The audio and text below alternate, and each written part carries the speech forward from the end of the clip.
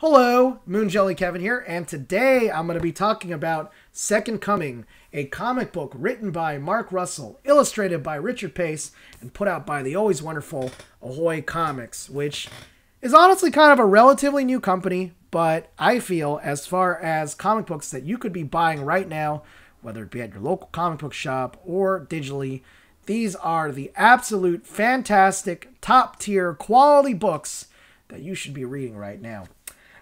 So I know most people, when they think of comic books, they think of Marvel or DC or even Valiant or Image. You know, they're starting to get their feet wet into multimedia properties. People even think of IDW and Boom. But there's just something that's just so joyful to read books like this, like Second Coming. I personally have been reading comic books for a long time. I really got into them, I want to say in the mid-2000s. That's when I really fell in love with them. I was reading in the 90s, but as far as loving comic books, it didn't really come to me until the mid-2000s, as far as Western books. And a lot of that love came from the independent scene, the independent books that were being put out. So I love things like the Luna Brothers. They were putting out Girls, Sword, Ultra. You had things like Incorruptible, put out by Boom Studios.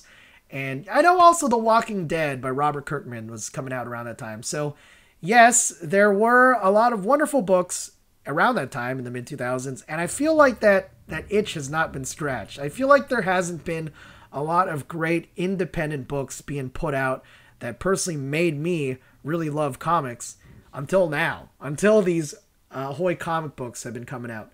So, again, if you think this is something that is going to offend you, at least check out their other books. Billionaire Island is a lot of fun. It's written also by Mark Russell. And, that one makes fun of everything as far as, like, consumerist culture. You know, I think a lot of political discussion is happening right now. But the thing I love about Billionaire Island is that, oh, man, it makes fun of everyone. Everyone, not just the rich, not just the poor, not just the left, not just the right. Everyone is under attack in that one.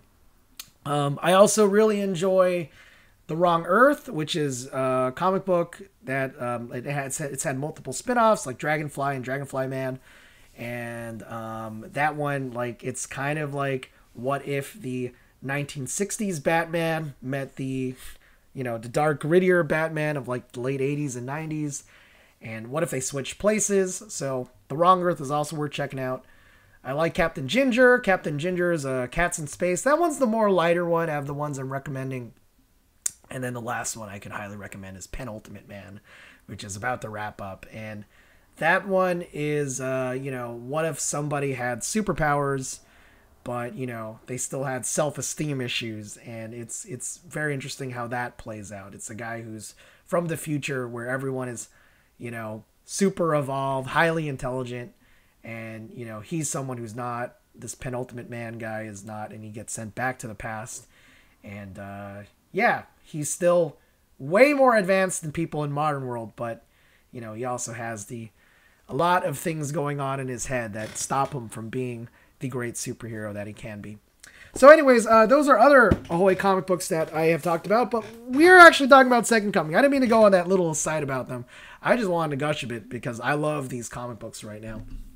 And Second Coming, again, continuing with the tradition of what I talk about on Sundays, which is a lot of religious-based media. And again, this is not an attack on religion. This is just, I just find this stuff highly entertaining. And Second Coming is exactly what it looks like. It is a buddy story. Now, if you watched last Sunday, you saw that I talked about Saint Youngmen and how that was a buddy story of seeing Jesus and Buddha living together in modern Japan. This one is a story where it deals with what if Jesus Christ, the actual Jesus Christ, were to come down today and, live in an apartment with a superhero. So you have someone who solves all their problems in the very superhero-y kind of way, with punches and kicks and stuff like that. Then you have Jesus who wants to save the world in his own way with his philosophy of love and compassion. So it's a wonderful dichotomy. You get the superhero Sunstar. He learns from Jesus, and Jesus in turn learns what the world is like from Sunstar. And yeah, it's just a wonderful book. The basic premise, just to get you up to speed before, how did they even get to this point where they're living together? The basic idea is that God created the world and he was not happy with what he saw. He sent his son down. He sent his son down from heaven. He sent Jesus down to earth to try to fix the world. And what happens to Jesus? He ends up getting murdered and crucified. He gets crucified. He dies. And he only lasted 33 years, which for God is like, that's nothing. He's thinking, man, what's going on? My son only lasted 33 years. He finds that severely disappointing. And God watches the earth and he sees what plays out. And he sees Sunstar. And he sees that Sunstar is this guy who's being worshipped almost like a deity. And God thinks like, hey, why can't that be like my son? What can my son learn from this modern day superhero who is being treated like a god? And of course, there are some things that Sunstar himself is going through that kind of stop him from feeling like he's all that special. And, just shenanigans ensue from there. And I know it's like the fish out of water story, and I feel like a lot of it, I feel like the Jesus coming to modern times has been done before. But this is done in a way that I feel is just so entertaining and just such a wonderful joy. There's a lot of energy to this book that I feel you can, it's just, like I said, it's an absolute pleasure to read. So let's look at some pages. I'm actually going to start from issue 3.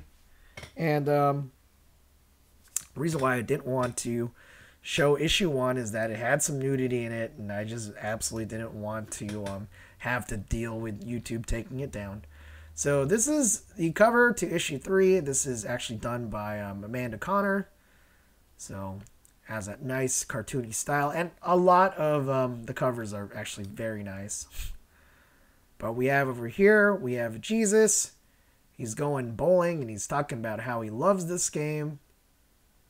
And Sunstar is not paying attention at all. He's reading the newspaper, looking for some weird crimes, because he comes down to this realization that superheroes, they don't really want money. They are not greedy. In fact, a lot of these superheroes are actually already rich because they needed the money to build their evil lairs, right? So he comes down to this conclusion that it's actually attention that these supervillains want. So what ends up happening is Sunstar figures out that there's a ransom note. He reads the newspaper and finds out there's a ransom note, and he goes to save the day, takes Jesus with him, and he finds the villain, who's on the toilet here, and he confronts him. And of course he wants to immediately go to his superhero instincts of fighting this guy with brute force. And Jesus, responds with, force is the illusion of control. You're not fixing the world. You're just using the one tool you understand, He says he's trying to show him that there's a better way. And they come to a compromise because they figure out that this would-be supervillain is 19 years old. And they actually take him to college. Get him registered and everything. So, like I said, this is what I really enjoy. So when I was talking about something like last time, and I was talking about Saint Young Men, and, you have Jesus and Buddha hanging out, and it's more of just this kind of like lighthearted comedy. And this is a comedy in its own way. But it's done in a way where, I feel it's more of like, I feel like Jesus is acting like Jesus in this. I feel like he's the Jesus you imagine in your brain. He's the Jesus that you'd want to see. That's just ultra forgiving and ultra kind and just ultra loving. And there's a lot of fun in this book. There's a lot of wonderful moments like that. I know that's just a little snapshot of what you can look forward to if you choose to read Second Coming. Okay, I've gushed about this book quite a lot. I've gushed a lot about Ahoy Comics. Definitely go check this out. I highly, highly recommend this book. I hope this nice little preview that I did of just these few pages inspire you to read this book. Because like I said, there's a lot of wonderful lessons and philosophy in this one that I feel is definitely well worth your time. Okay? All right, so that's it. Happy Sunday. Thank you so much for watching, and have a wonderful day. Bye.